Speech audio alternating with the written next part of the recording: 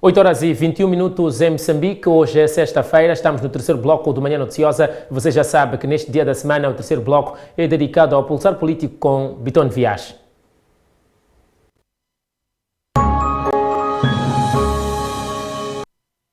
Biton Vias, muito bom dia. Bem-vindo ao Manhã Noticiosa. Muitíssimo obrigado, Xixumi. Antes de tudo, permita-me cumprimentar a todo telespectador que nos acompanha de casa e estender a mesma saudação a si. Biton Vias escolheu dois temas para discutir hoje: o fato do Parlamento Europeu estar a debater o assunto Moçambique e também a situação dos direitos humanos na zona norte do país. Vamos ao primeiro tema. Esta questão do Parlamento Europeu estar a debater Moçambique, que interpretações pode ter? Há bem pouco tempo estivemos a ler uma capa de jornal Correio da Manhã que apresenta uma linha de pensamento. Diz que é uma vergonha o facto de se estar a debater o país fora mais do que se debate cá dentro, tendo em conta a dimensão da reunião em que o país foi debatido.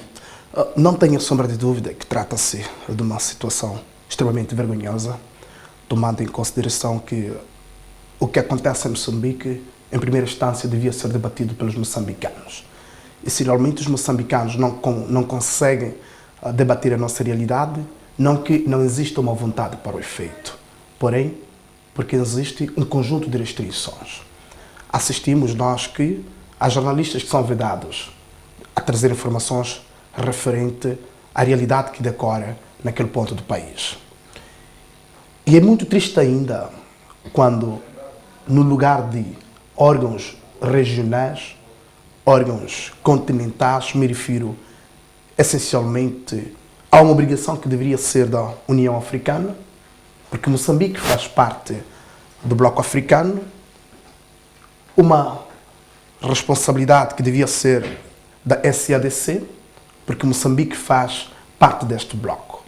Ou seja, temos aqui dois órgãos, um sistêmico, continental neste caso, e outro regional, que em parte demonstram uma indiferença em relação ao que está a acontecer em Moçambique. O esquecimento a que se referiu o deputado do Parlamento Europeu que falou de Moçambique é também por parte dos órgãos regionais e continentais, para o caso da União Africana. Obviamente, é que o mundo esperava que, acima de tudo, órgãos como a União Africana tivessem a responsabilidade de discutir a situação que Moçambique vive. Porque não é uma situação qualquer, não é uma situação que as nações devem ignorá-la. O que Moçambique ultrapassa é extremamente drástico. É uma realidade que, em parte, impacta com a vida dos moçambicanos. É um cenário extremamente novo. E, aliás, mesmo sendo novo, o terrorismo é uma ameaça global. Não se justifica, Xixumi, que a União Africana não coloque esta realidade à mesa do debate. Não se justifica, Xixumi, que acima de tudo, a SADC não se preocupe com esta situação. Então não é uma questão de falta de capacidade, é uma questão de falta de vontade política de debater o assunto? Bem, em parte até não quero acreditar que se trata aqui de uma questão de vontade política, porque dificilmente um vizinho irá resolver seus problemas se não apresentá-los esses problemas.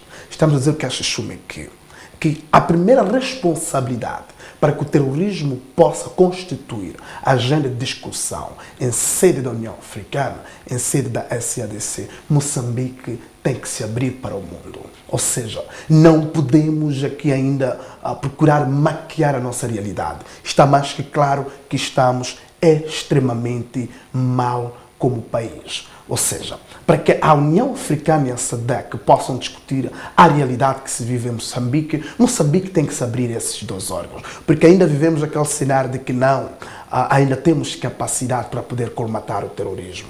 Ainda temos capacidade para poder responder com as ações do terrorismo. Meu caro, esse conflito já vem se alastrando desde o ano de 2017. Começou a 5 de outubro. A 5 de outubro de 2017, ou seja, daqui a algumas semanas vamos completar 3 anos de conflito. Os impactos são visíveis, são notáveis. O Ministro da Defesa, questionado sobre esta situação, ele respondeu que se as Forças Armadas de Defesa e Segurança não estivessem a controlar os ataques armados em Cabo Delgado, o terrorismo em Cabo Delgado, os terroristas já teriam tomado a cidade de Maputo, por exemplo. Meu caro, é o seguinte, é claro que não podemos aqui a pensar que não há um trabalho tão notável por parte das nossas forças. Porém, é preciso que analisemos os reais objetivos.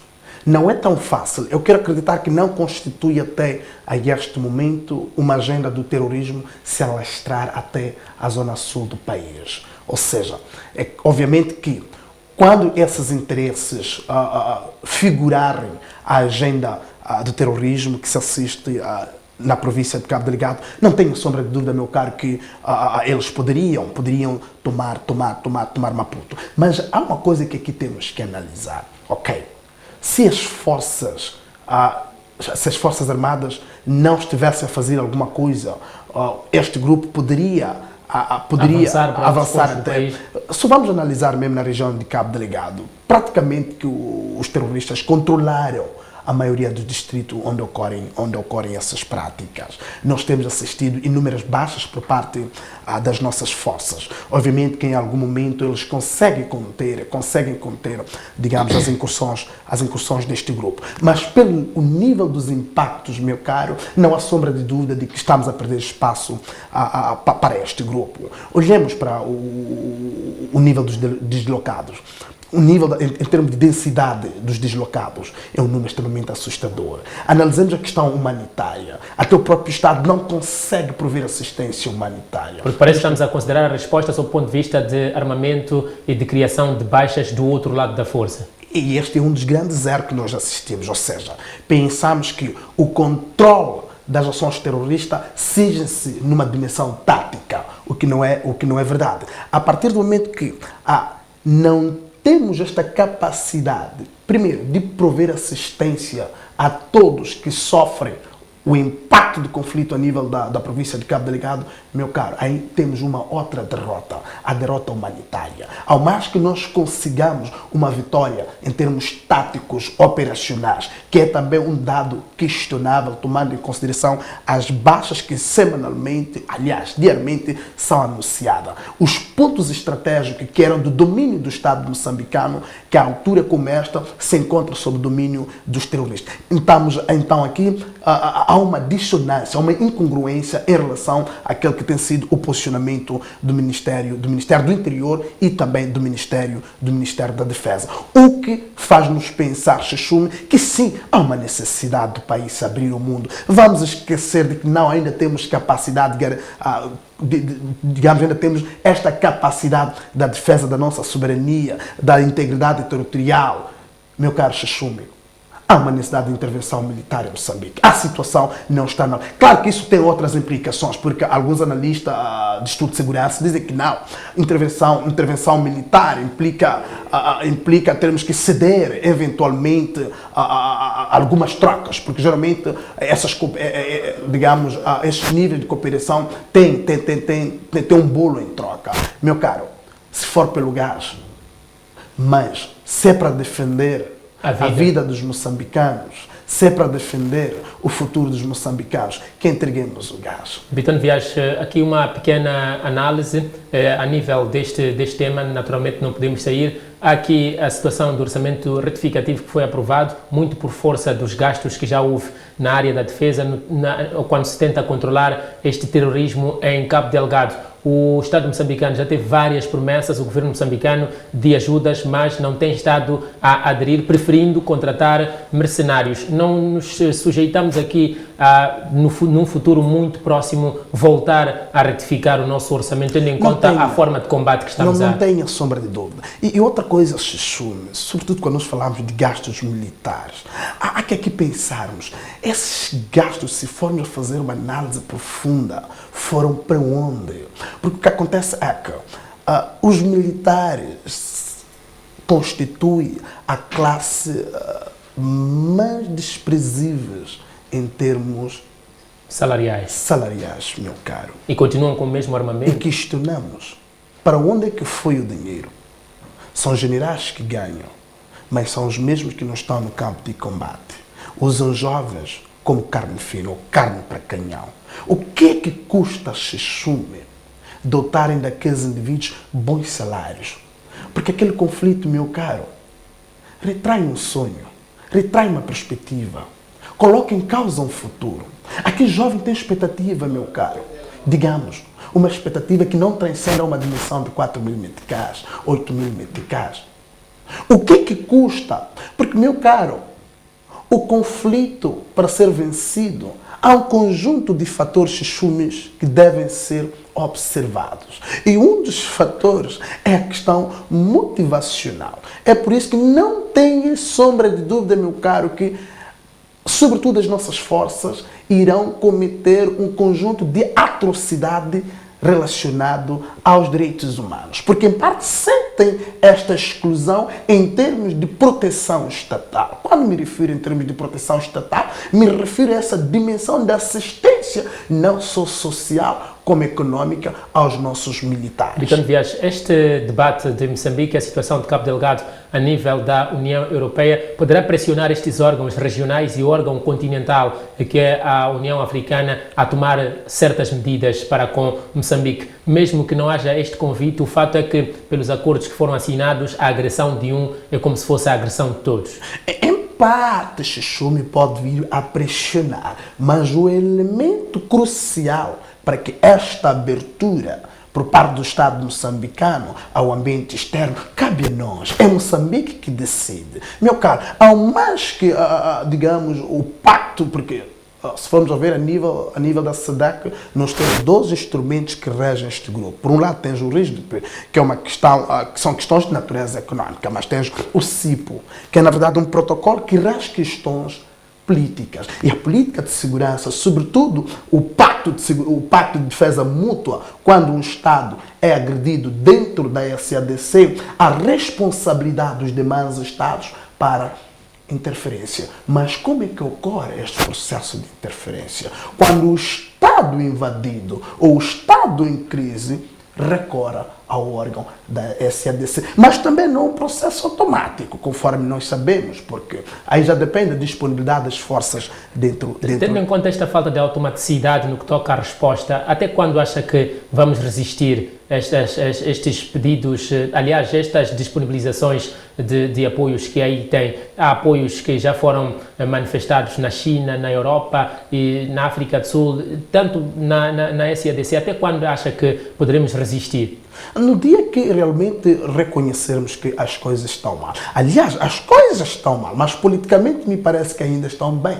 Porque o que está a acontecer é que o povo mostra claramente a questão humanitária em Cabo Delgado, meu caro Xuxume. As baixas por parte dos nossos militares, meu caro Xuxume, são uma demonstração clara de que estamos num contexto em que precisamos de uma intervenção por parte do ambiente externo. Agora, falta aqui digamos, esta vontade política, esta abertura do Estado moçambicano para com o ambiente externo. Porque me parece que questões de defesa são questões digamos que são regidas em low profile. Quando digo em low profile, são questões de segredo de Estado. Não sei, acredito eu, meu caro Xuxume, que o Estado moçambicano é um Estado racional e age na base também da própria racionalidade. E esta racionalidade fará com que o Estado reconheça claramente que a situação em Cabo Delgado não está nada boa. E só reconhecendo que realmente estamos mal, estamos na tangente, acredito que Moçambique pode eventualmente se abrir ao ambiente externo. Porque ninguém, meu caro Xuxume,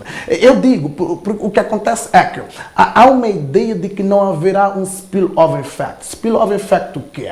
É o impacto que este conflito pode trazer para os países da região, porque pensa-se que não. O efeito dominó. O efeito dominó neste caso. Pensa-se que não. O conflito em Cabo Delgado é exclusivamente a responsabilidade dos moçambicanos. E não podemos pensar assim, Se formos a olhar para o roteiro, neste caso, do terrorismo, não só a nível do xadrez global, como também a nível do xadrez africano. Vamos perceber que esses grupos vão se alastrando. Se chegaram a Moçambique, é que passaram por alguns pontos. Estão em Moçambique, é porque há um interesse. O dia que realmente perceberem que há uma necessidade de se alastrar os interesses dos terroristas, por exemplo, para a África do Sul, porque é um país, digamos que economicamente bem posicionado a nível do xadrez regional e também a nível do xadrez africano. africano. O dia que se vai perceber que este conflito também, ou seja, os terroristas têm interesses em países como Tanzânia, meu caro, acredite que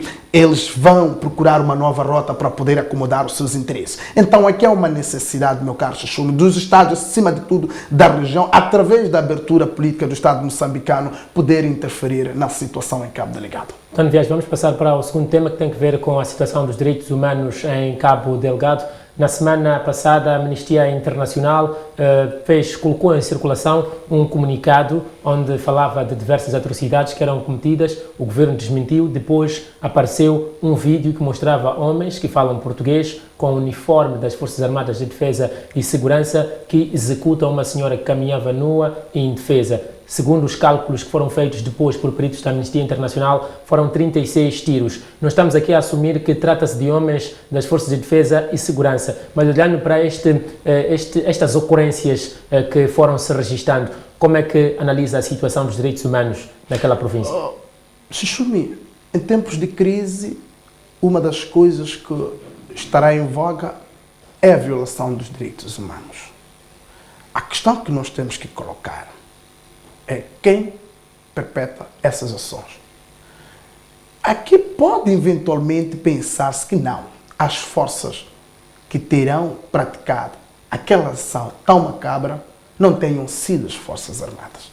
Tenham sido terroristas que, tendo se apoderado do equipamento ou da logística das nossas forças, fizeram aquilo para que pudessem confundir a opinião pública. É uma das narrativas.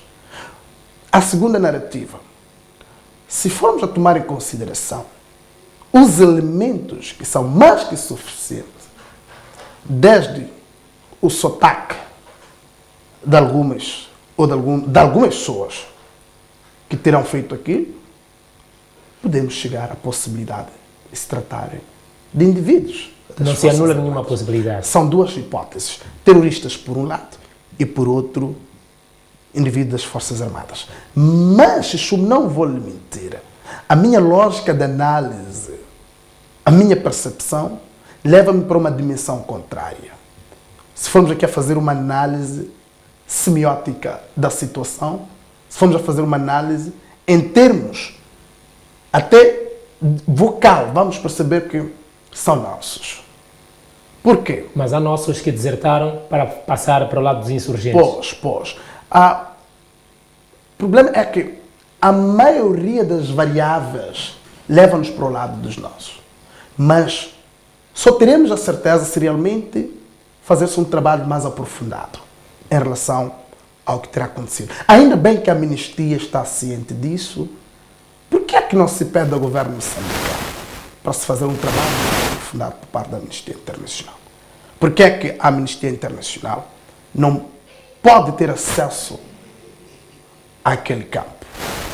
Se realmente o Estado procura mostrar claramente que não tem ligação alguma com a ação que terá sido perpetrada por aqueles indivíduos, então esta é a altura de se abrirem as portas em Cabo Delgado para a inserção de novos atores. O governo diz que as portas estiveram sempre abertas, só que tem que se ter em conta que é uma zona de risco.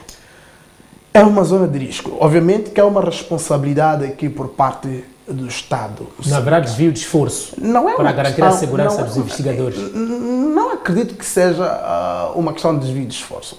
Moçambique é signatário de diversos protocolos internacionais que protegem os direitos humanos. E Moçambique sabe muito bem que se realmente existir, digamos, uma vontade por parte de certos grupos em poderem apurar o nível da violação dos direitos humanos, digamos, na região de Cabo Delgado, Moçambique tem que se responsabilizar na provisão de segurança.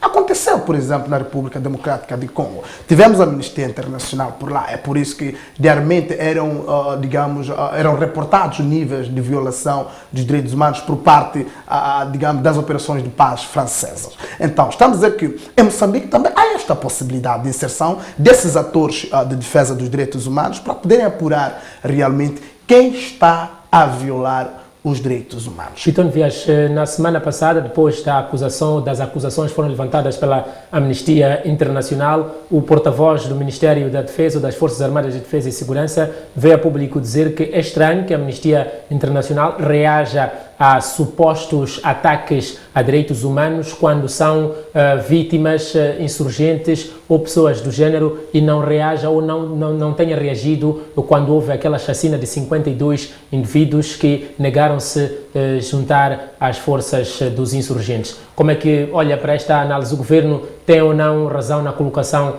desta afirmação? Xixume. Ou desta dúvida, melhor? O conflito é entre dois atores, um ator visível e um ator invisível. O ator visível é o Estado. Quem tem a obrigação de salvaguardar a questão dos direitos humanos, em primeiro lugar, é o Estado. Como pedir responsabilização a um grupo invisível que são os terroristas? Quem são os líderes? A Amnistia Internacional não conhece. Quem são as pessoas que patrocinam o conflito? Quem são as pessoas que, com gara, orientam a estes grupos para que, de forma crua e nua, possam cometer aquelas atrocidades? Não conhecemos. Mas, quando é por parte do Estado, obviamente que a Amnistia tem sua razão. Por quê? Conhecemos onde ficam as instituições que lidam com os direitos humanos em Moçambique. Então, o facto de termos dois atores, um visível e o outro invisível, faz com que o Estado carregue uma grande responsabilidade sobre as atrocidades que são cometidas na província de Cabo Delgado. Diga-me, Xixume, um dos modos operandi dos grupos terroristas são aquelas práticas. Em parte, aquilo constitui demonstração de força. Mas diga como responsabilizar esse grupo por aquelas práticas. É por isso que aqui o escudo dos direitos humanos é o Estado, Xixume. É por isso que quando aparecem grupos que são financiados ou associados ao Estado moçambicano, como são os nossos homens, a responsabilidade recai ao Estado moçambicano, Xixume. Porque se não recaísse ao Estado moçambicano, a que outra entidade iria recair esta responsabilidade? Obviamente que o Estado pode pegar nesta lógica de que não. Quando foi a vez dos terroristas, por que é que a Amnistia não se posicionou? A questão é, de que forma, Xixume, a Amnistia tinha que se posicionar? Existe uma instituição que responde pelo aquele grupo? Em Moçambique? Não. Então, aqui, a maior responsabilidade é do governo moçambicano. Quem é consignatário, por exemplo, da Carta Universal sobre os Direitos Humanos? É Moçambique e não grupos terroristas. Então, Viegas, salvo melhor interpretação, ainda podem haver outros condimentos, mas os direitos humanos são baseados em ética e também baseados em questões morais, ainda que se esteja em momentos de pressão e em zonas de pressão. Mas é possível exigir o respeito dos direitos humanos ou a ética ou a moral na guerra? São dois cenários, Xixume. Por um lado, claro que é possível. Não podemos descartar dessa possibilidade, meu caro Xixume. Mas para que isto possa ser possível, meu caro, a componente educacional, sobretudo em questões ligadas à ética e direitos humanos dos homens que estão no campo das operações. Mas, em contrapartida, é claro que é aquele momento em que o demasiado nível de violência é estrutural por parte das nossas forças, fazem com que estes valores sejam esquecidos. E não seria um cenário novo. Mas eu digo, Xixume, não é fácil, porém não é impossível. Obviamente que é muito difícil controlar essas práticas, porque até os únicos atores no campo das operações são as nossas forças e grupos terroristas. E o que em parte até faz com que o Estado, por via das suas forças, haja sem esta concomitância com a questão dos direitos humanos é o fato de termos, na verdade, terroristas que agem como civis, se infiltram na sociedade, confundem as nossas forças.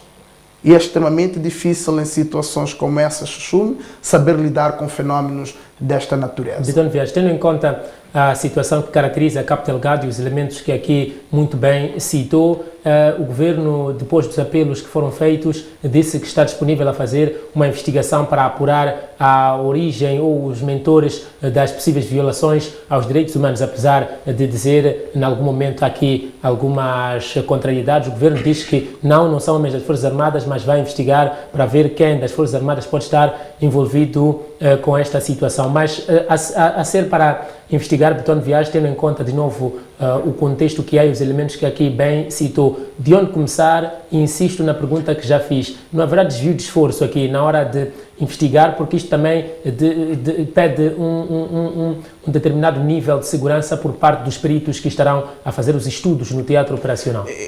Eu acho que geralmente a responsabilidade é dos militares, claro.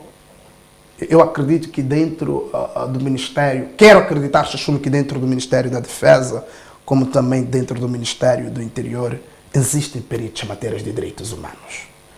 E geralmente são essas entidades que lidam com essas questões. E talvez até dentro da própria Amnistia Internacional existem militares com esta dimensão, peritos em questões de direitos humanos. Não são civis que fazem esse trabalho. Não sei, mas não são civis. Geralmente são militares, mas com esta orientação ou esta capacidade.